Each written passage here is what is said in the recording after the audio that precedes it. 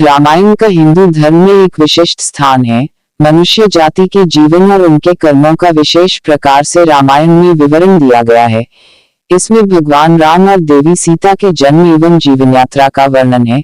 हम में से अधिकांश लोगों को रामायण की कहानी पता है, लेकिन इस महाकाव्य से जुड़े कुछ ऐसे भी रहस्य हैं जिनके बारे में लोगों को जानकारी नहीं है। आज हम आपके सामने रामायण से जुड़े ऐसे ही रहस्यों को उजागर कर रहे हैं। 1. रामायण के हर 1000 श्लोक के बाद आने वाले पहले अक्षर से गायत्री मंत्र बनता है। गायत्री मंत्र में 24 अक्षर होते हैं और वाल्मीकि रामायण में 24,000 श्लोक हैं। रामायण के हर 1000 श्लोक के बाद आने वाले पहले अक्षर से गायत्री मंत्र बनता है। यह मंत्र इस पवित्र महाकाव्य का सार है। गायत्री मंत्र को सर्वप्रथम ऋग्वेद में उल्लिखित किया गया है। 2. राम और उनके भाइयों के अलावा राजा दशरथ एक पुत्री के भी पिता थे। श्री राम के माता पिता एवं भाइयों के बारे में तो प्रायः सभी जानते हैं, लेकिन बहुत कम लोगों को यह मालूम है कि राम की एक बहन भी थी जिनका नाम शांता था। वे आयु में चारों भाइयों से काफी बड़ी थी।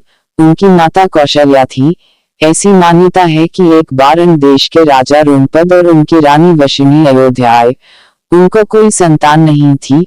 बातचीत के दौरान राजा दशरथ को जब यह बात मालूम हुई तो उन्होंने कहा, मैं अपनी बेटी शांता आपको संतान के रूप में दूंगा। यह सुनकर रोमपद और वशिनी बहुत खुश हुए। उन्होंने बहुत स्नेह से उसका पालन पोषण किया और माता पिता के सभी कर्तव्य निभाए। 3. राम विष्णु के अवतार हैं, लेकिन उनके अन्य भाई किसके अवतार थे? राम को भगवान विष्णु का अवतार माना जाता है, लेकिन आपको पता है कि उनके अन्य भाई किसके अवतार थे? लक्ष्मण को शेषनाग का अवतार माना जाता है, जो क्षीर सागर में भगवान विष्णु का आसन है, जबकि भरत और शत्रुघ्न को क्रमशः भगवान विष्णु द्वारा हाथों में धारण किए गए सुदर्शन चक्र और शंख शैल का अवतार माना जाता है। 5. लक्ष्मण को गुदाकेश के नाम से भी जाना जाता है।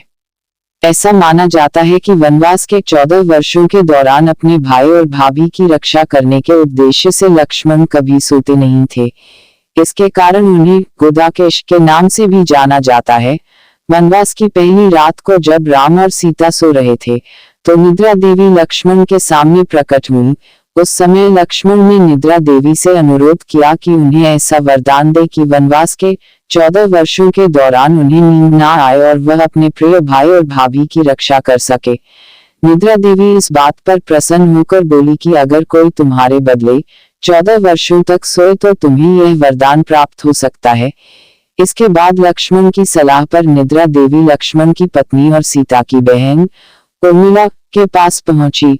उर्मिला ने लक्ष्मण के बदले सोना स्वीकार कर लिया और पूरे 14 वर्षों तक सोती रही।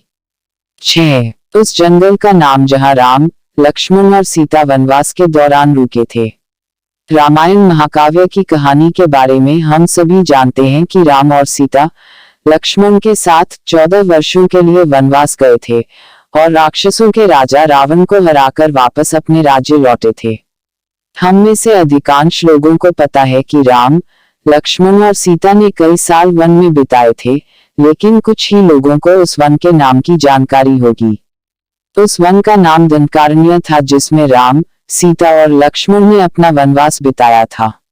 यह वन लगभग 35,600 वर्ग मील में फैला हुआ था, जिसमें वर्तमान छत्तीसगढ़, उड़ीसा, महाराष्ट्र और आंध्र प्रदेश के कुछ हिस्से शामिल थे।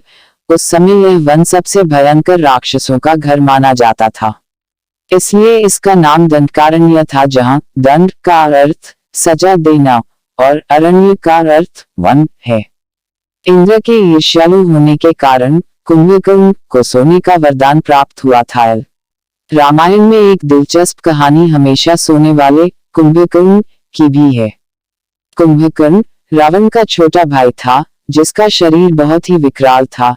इसके अलावा वह पेटू बहुत अधिक खाने वाला भी था। रामायण में वर्णित है कि कुंभकर्ण लगातार 6 महीनों तक सोता रहता था और फिर सिर्फ एक दिन खाने के लिए उठता था और पुनः 6 महीनों तक सोता रहता था। लेकिन क्या आपको पता है कि कुंभकर्ण को सोने की आदत कैसे लगी थी? एक बार एक यज्ञ की समाप्ति पर प्रजापति ब्रह्मा कुंभकर्ण के सामने प्रकट हुए और उन्होंने कुंभकर्ण से वरदान मांगने को कहा। इंद्र को इस बात से डर लगा कि कहीं कुंभकर्ण वरदान में इंद्रासन न मान ले, अतः उन्होंने देवी सरस्वती से अनुरोध किया कि वह कुंभकर्ण की जिह्वा पर बैठ जाएं, जिससे वह इंद्रासन के बदले निद्रासन मान ले। इस प्रकार इंद्र की ईर्ष्या की वजह से कुंभकर्ण को सोने का वरदान प्राप्त हुआ था।